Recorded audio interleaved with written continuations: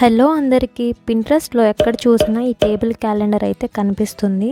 So మన బడ్జెట్లో మన క్రియేటివిటీతో ఇలా డిఐవై చేశాను. ఈజీగా ఉండబోతుంది, ప్లస్ మనం పర్చేస్ చేసినట్టే అనిపిస్తుంది.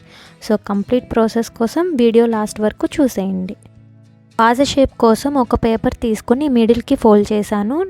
నెక్స్ట్ నచ్చిన షేప్ డ్రా చేసి కట్ చేస్తున్నా. నేను ఈ షేప్ అయితే అనుకున్నాను. సో ఎగ్జాక్ట్గా ఉంది అనుకున్నాక 300 GSM పేపర్ అయితే తీసుకుని దానిపైన డ్రా చేస్తున్నా.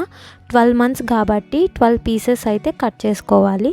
నార్మల్ పేపర్ దీనికైతే సెట్ కాదు, అంత స్టిఫ్గా ఉండదు కాబట్టి. సో మీరు GSM పేపర్ యూస్ చేయండి. అది లేదు అనుకుంటే చార్ట్ పేపర్ అయినా యూస్ చేయొచ్చు.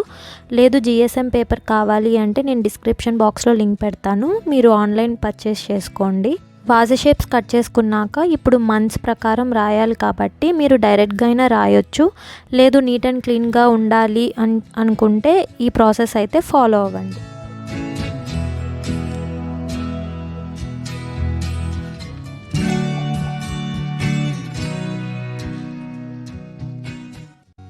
ఇదే ప్రాసెస్ నేను 12 monthsకి చేశాను.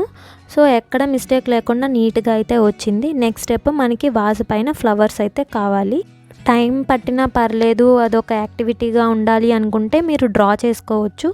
లేదు ఈజీగా అయిపోవాలి అనుకుంటే మీరు ఎవ్రీ మంత్కి ఒక్కొక్క ఫ్లవర్ స్పెసిఫిక్గా ఉంటుంది కదా, సో ఆ ఫ్లవర్స్ని డౌన్లోడ్ చేసుకుని క్రోమ్ నుంచి లేదా పింట్రెస్ట్ అయినా డౌన్లోడ్ చేసుకుని మీరు ఇలా ప్రింట్అవుట్ తీపించుకోండి. సో నేనైతే ఇదే ప్రాసెస్ ఫాలో అయ్యాను.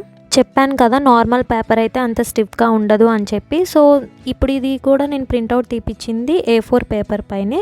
సో అంత స్టిఫ్ లేదని చెప్పి నేను ఈ GSM పేపర్ని ఇలా కట్ చేసి పేస్ట్ చేస్తున్నా. సో మనకి స్టిఫ్గా కూడా అవి నిలబడినట్టు నీట్గా కనిపిస్తాయి అన్నమాట. క్యాలెండర్ వర్క్ అయితే ఈ స్టెప్ వరకు సరిపోతుంది, కానీ మనం క్యాలెండర్ ఒక పైన నిలబెట్టాలి. దానికి హోల్డర్ కోసం నేను క్లే యూజ్ చేసి ఇలా చేస్తున్నా.